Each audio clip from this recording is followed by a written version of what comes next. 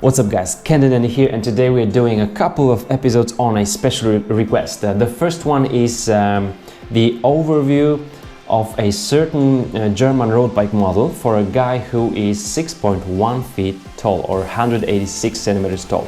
You are 3.5 centimeters taller than me, so we'll be just one frame size apart. That's why I think I'll be able to give you some nice advices here. That's the company. It's called Rose. It's a German company, so they call it Rose most likely. It's just a huge online store with bikes, clothing and everything. And we can read that the bikes are being assembled in Germany. So they are not being produced in Germany, but assembled. Just same like Merida says, engineered in Germany. As long as the engineering and design is of best quality, we don't care where the bike are being produced, Taiwan, China or anywhere. It looks like these are of really good quality, and the bike is a road bike. Let's go for the bikes. I don't like this website, it's not really clear. Then we have to click road, and then road bikes once more, and we'll have 5 lines of models. The first one, Pro SL, and the last one, Xeon RS, are aluminum. The first one is the entry level, the last one is the highest level. And the X-Lite, X-Lite, Team X-Lite and Xeon SRS will be carbon bikes. So we are focusing on the aluminum. When we click for Pro SL, we will see a wonderfully, very beautiful frame. Aluminum frame, it looks like a carbon frame. So smooth welds. Looks just awesome, great job. We cannot say that the smoother welds are the better frameset is, because by smoothing the welds we often lose the strength of the joints. That's why I'm saying this looks nice at the weight of just over 1300 grams for let's say 56 size, 57 size, because they say 1280 for the smallest size. I think it will be just strong enough and has the look, so it's cool. One thing I'd like to know more about is how does it look here inside, because doing so wide port, it's not even a hole but a open port for the internal cable routing. Here, when the main tube should be really doing a strong joint with the bottom bracket, I would like to know how does it look just inside. Is there any additional piece of aluminum welded between the main tube and the bottom bracket? I'd like to know that, hoping that the bottom bracket will be stiff and also there will be no noises coming from the bottom bracket. So that's it. And one more thing before we go for the model that you've asked me about is that they say on the website here, like Rose 1000 and 2000 have same frame, because it's called in the same manner, like 7005 aluminum triple butted and 1280 grams for the smallest size.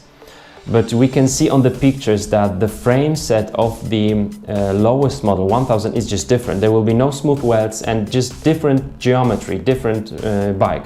So make sure there is no mistake on the website and you know what you're buying. Now we're going for the Pro SL bike. Looking cool, beautiful welds, as I say, beautiful frame. A nice entry level 105 components. For myself, Sora or Triagra is just more than enough, like as for the entry level bike. Now as for the price, at this point, at this level, Rose bikes would be usually around 100 euro cheaper than the competitors' bikes on the same components, like 105. If you go for CAD 8, Canada CAD 8 with 105, or Trek Emonda ALR on 105, those would be 100 euros more expensive usually. I would like to mention also that the bike is not only the components but the frame set, and it's mainly the frame set. You will find out that for example, CAD 8 has just crazy shaping to give you the compliance, more comfort on the bike.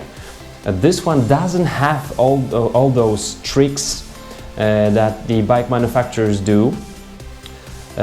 So 100 euros of a difference in terms of the price, but maybe not so much of a compliance. But then the Rose bike has the full carbon fork, and the, for example, Cannondale Cat 8 will be just having carbon blades and aluminum steer. So once again, maybe better for a very heavy rider, but for most of the rider, the full carbon fork will give more compliance. And it's also very light. So these are the things that we should really have in mind when choosing the bike. But seems like you have already chosen this model. It's a cool bike. Now let's go for the geometry. Alright, we have the geometry of Pro SL, and we'll compare it to the geometry of the highest model. This one doesn't have the smooth welding anymore. It's super light and it just looks like that. We don't have 56, but we'll have 57 and 59. These are the two frame sizes that you would probably most likely be choosing between. And since you are 6.1 feet tall, I would say 57. I would rather like to try to fit myself into a smaller frame size.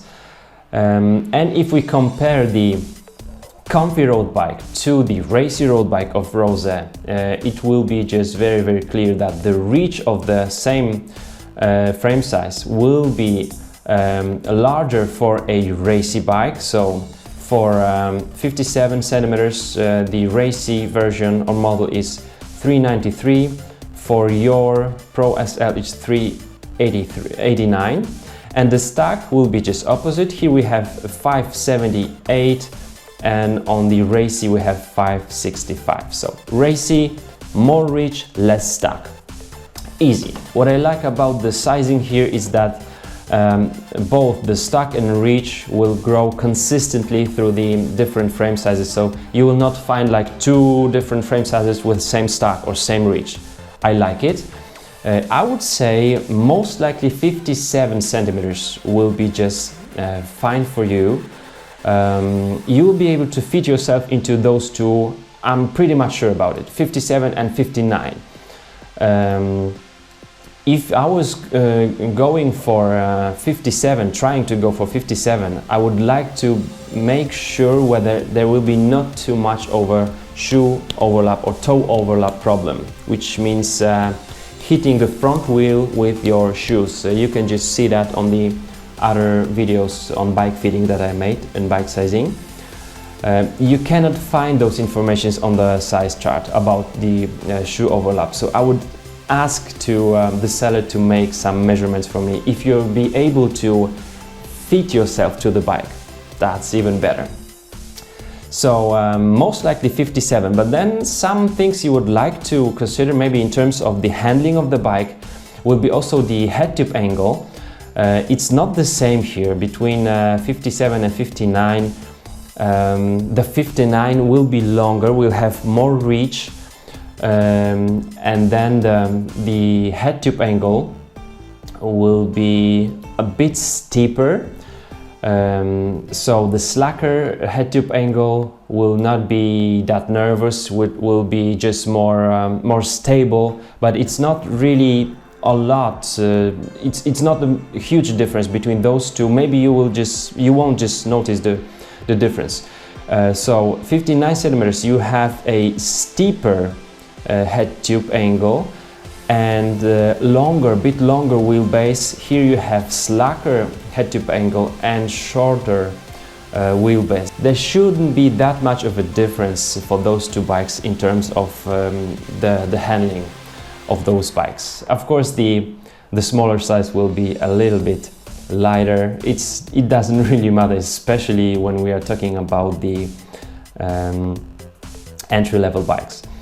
If you have any further questions, just let me know. I've compared the geometry of this bike with the Cannondale Cat 8 and Trek Emonda, and when I'm fitting myself to a Cannondale 56 centimeters size, I would go for 55 for Rose Pro SL-2000 bike. So let me know, what did you choose In terms of the geometry, I would like to ask the seller about the toe overlap and then I'll be ready to purchase one. Maybe one more question about the bottom bracket and the main tube connection. Is it really stiff and strong and doesn't give any problems and noises? Because that can be really annoying. But I think it will be just okay, and if you buy the bike, let us all know. Thanks for watching and I'll see you soon. Bye bye.